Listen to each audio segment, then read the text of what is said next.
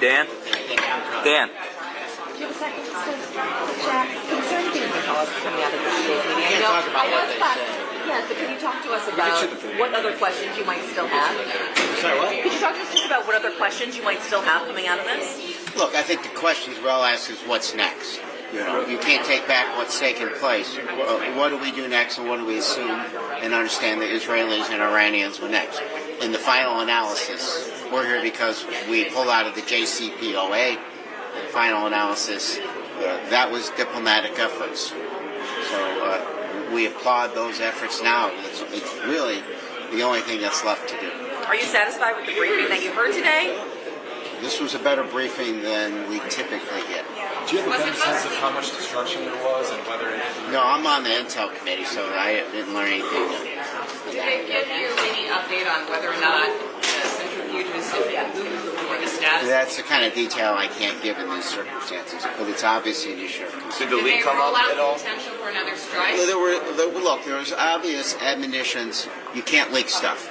And that's right. It is illegal, it is wrong, it is dangerous. It makes us less safe when people leak things. It risks our sources and methods. People should be prosecuted. Presidents for all time are angry about leaks, and they should be, Democrat and Republican. But history shows almost all leaks come out of the executive branch. I gotta go. Thank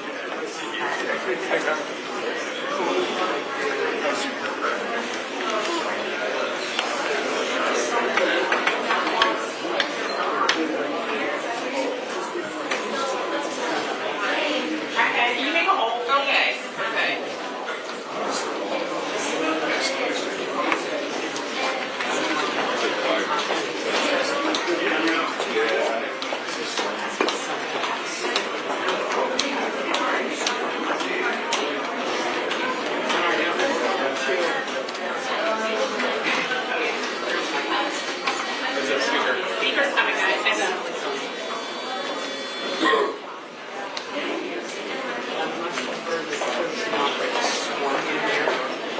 Either stand there or stand on the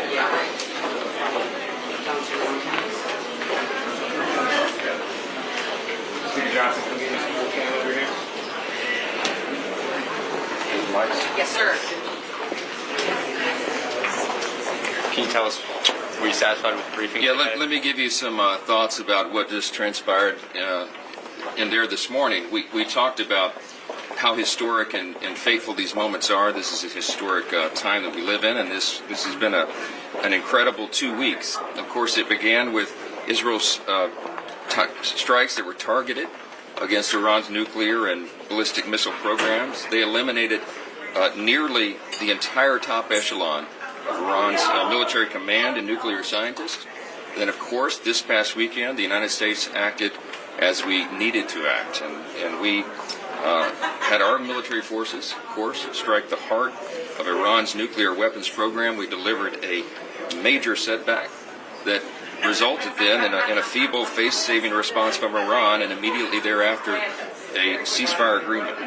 We want to commend President Trump for his decisive and bold leadership and thank our military intelligence and diplomatic professionals for what they've accomplished. It is a true testament to America's leadership and military strength. Now, I will tell you, I was heartened by the briefing that we just got here and the reaction by all of our colleagues. It was bipartisan. There were Republicans and Democrats there. There was a couple of moments of rousing applause and support for our outstanding, extraordinary military servicemen and women.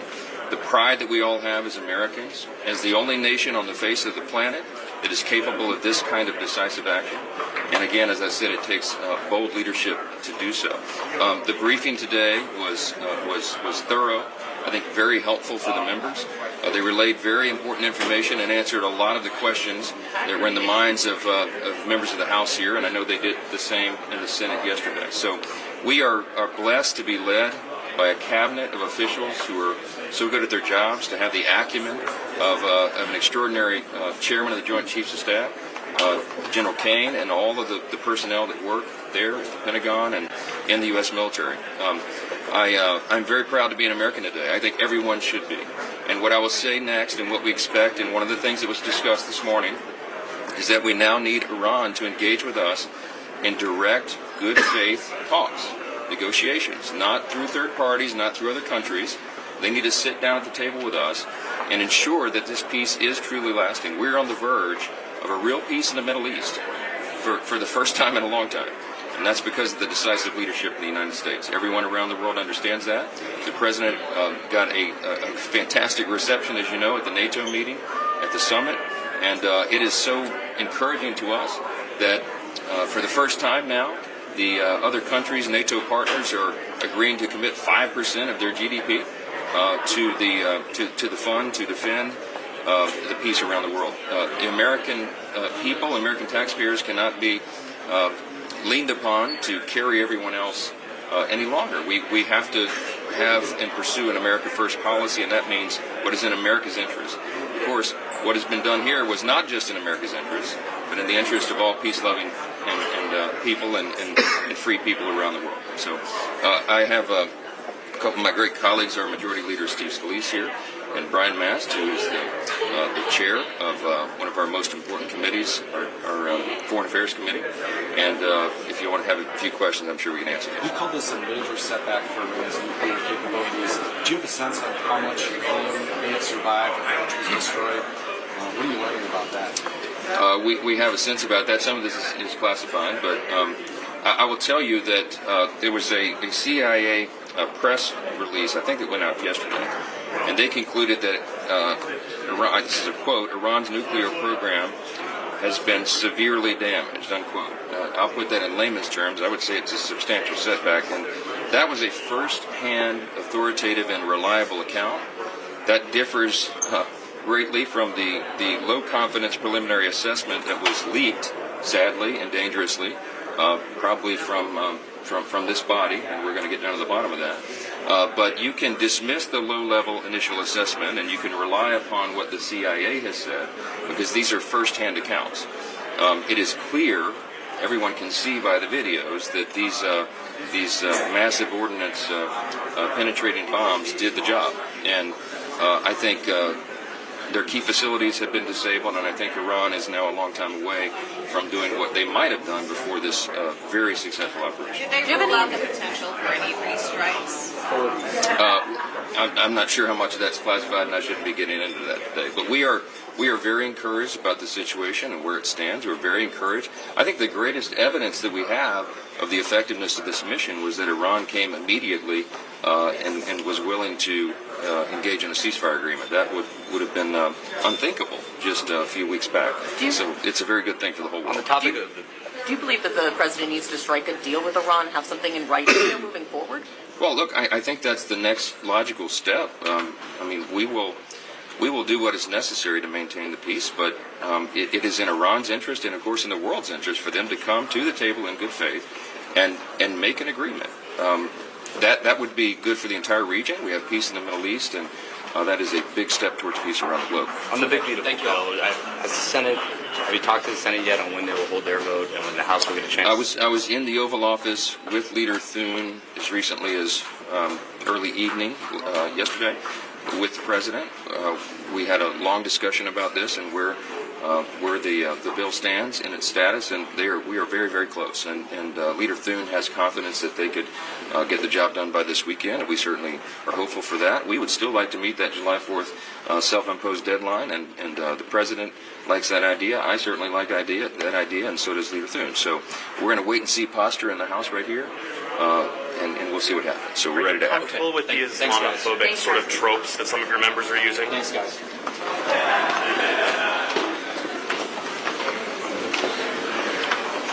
Any interest in listening to the actual nuclear physicists in the U.S. Congress? Very interested.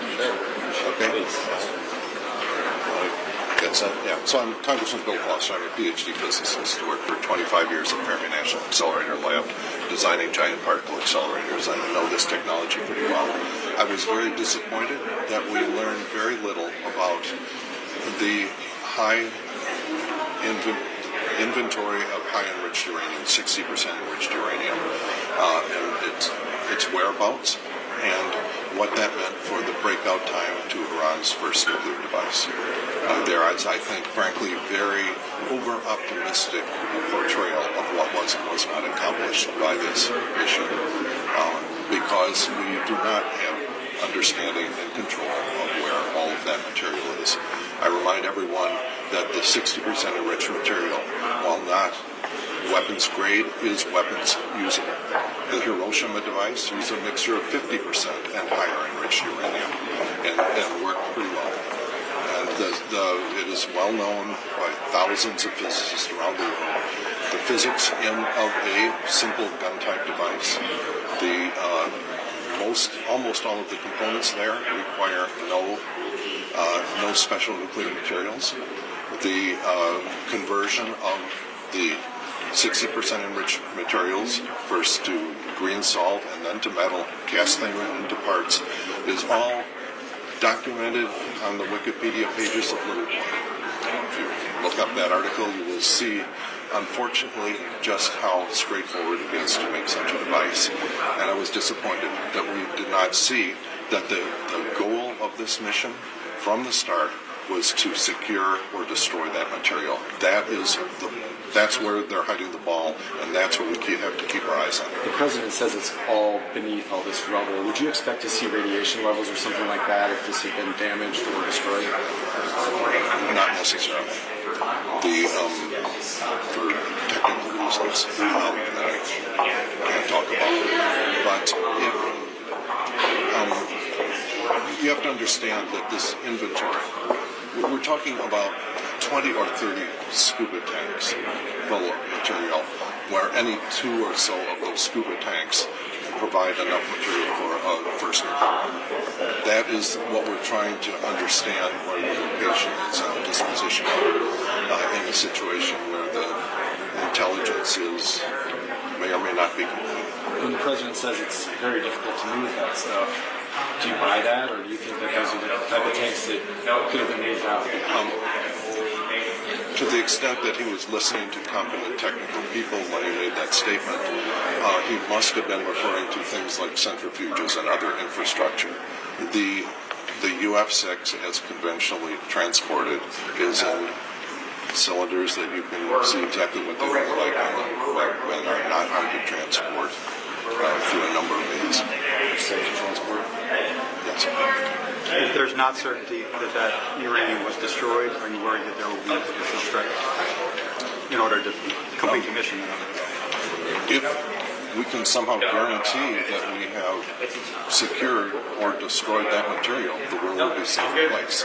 If that is not what has in fact been accomplished here, we are not safer. In that case, in terms of a first Iranian nuclear device. In that case, would you support additional strikes to get rid of it? I'm not going to talk policy here. I'm talking about what's known from the physics involved and what the capabilities are, given the inventories of different kinds of uranium. What about the centrifuges and other infrastructure in Fordo and these other facilities? Is it credible that that was destroyed, or did we just not? No, very credible that those capabilities have been degraded substantially, and I believe that. The centrifuges and other processing is irrelevant if you have a large inventory of 60% enriched uranium. That's point one. You can make a higher performance nuclear weapon with 90% enriched uranium, but that doesn't have to be the game that Iran's involved in. Did the briefers try to make the case that it was still there to you guys? Don't want to talk about that. What's your level of concern about the potential, not necessarily of a thermonuclear device, but of a dirty bomb, possibly going off at a U.S. base or Israel? The dirty bomb is not really talked about. I'm talking about a Hiroshima-style gun type, straightforward, yield in the tens of kilotons nuclear device.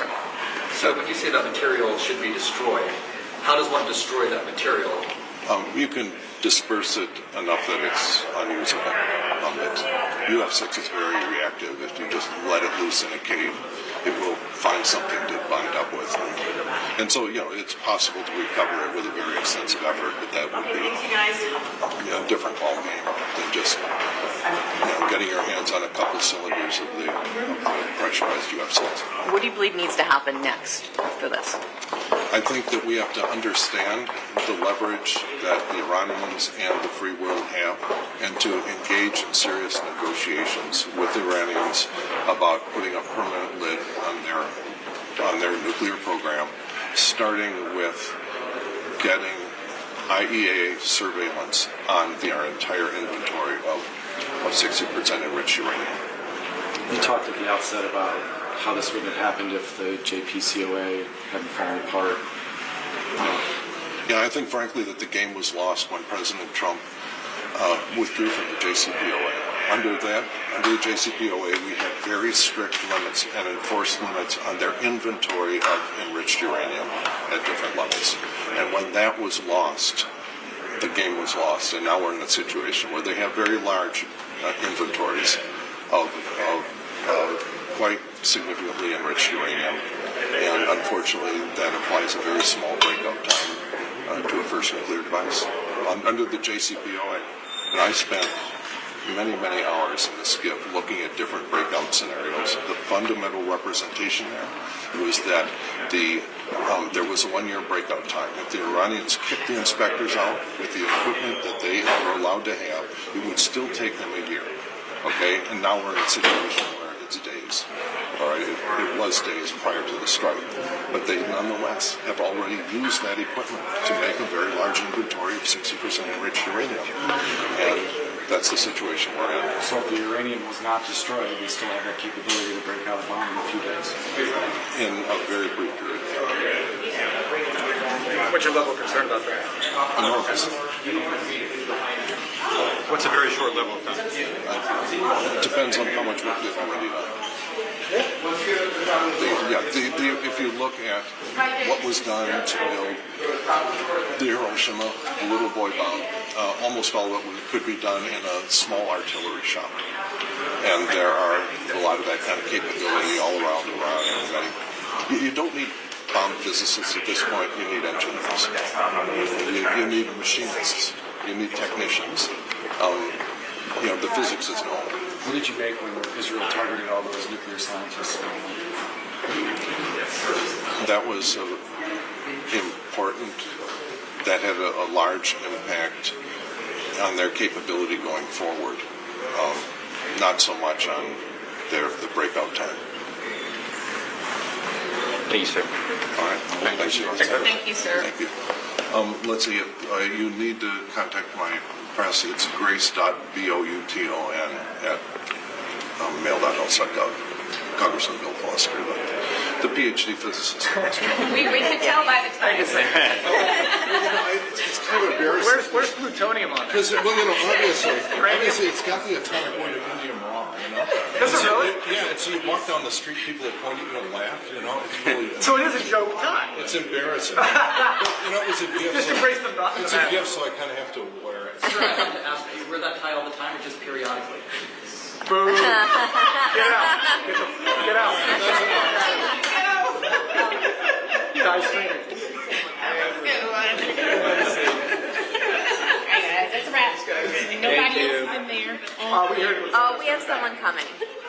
Ricardo? From San Jose. Trying to avoid going outside. I'm so sorry. Wait, you guys shoot the dude? They got one vote. It's over. The vote should be over by now. Yes, absolutely. It's been real. Yeah.